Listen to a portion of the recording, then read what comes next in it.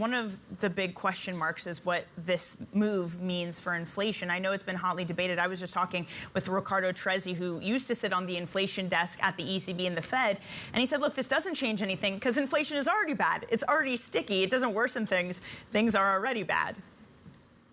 Yeah. I think that's probably the right takeaway. A bunch of my colleagues have kind of made through the kind of point that, hey, this isn't the big driver of inflation if you get these one-off shocks. But we know that oil price ultimately matters if we get sustained higher prices, if it lingers through. Essentially, it's energy cost that is the biggest driver of cost for the extraction, production, and delivery of all other commodities out there, which means that those input prices rise. In the inflation picture there overall, we know that goods inflation is generally a slightly disinflationary impact in readings at the moment because we had such high prices last year in the wake of Russia's invasion of Ukraine. So that's not really the big driver of inflation. The inflation problem at the moment is really all about services and that much stickier component of services and wage expectations. So look, this doesn't help the inflation picture. And for someone like me who is biased for US yields in particular to go higher in the front end, this of course helps my cause, but I'm not going to overplay this as a specific driver. Yeah, because this is the thing, the front end, we're up less than 9 basis points. And Mark, given what we've seen over the past month, that's such a calm morning, isn't it? Yeah, I mean, it's unbelievable. We're still 100 basis points down in the front end, or pretty much 98 basis points down from where we were on the close of March 8th, just before the banking turmoil really kind of hit across the board.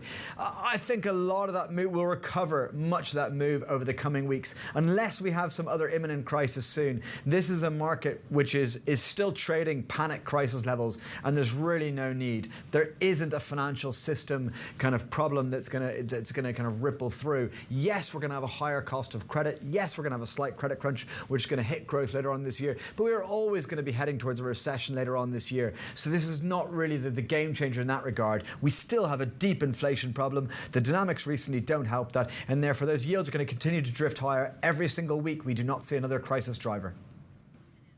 What will be the wealth effect of having such a good past quarter, ones where bonds finally came back, stocks finally came back?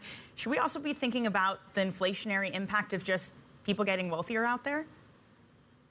Yeah, I think this is really interesting because both bonds and stocks have had 2 really good quarters. And our memory is that, oh my God, it's been crazy markets, it's been really tough. But really, most assets have actually performed exceptionally well. It's been very volatile, so it's not necessarily been easy for all traders.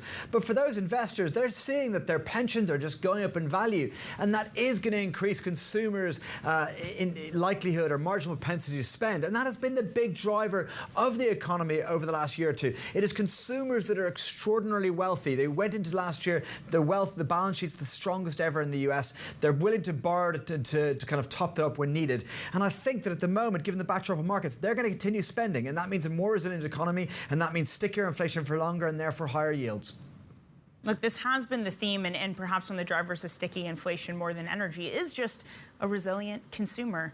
Mark, really interesting. As always, remember, you can stay up to date with analysis and insight from Mark and the rest of the team.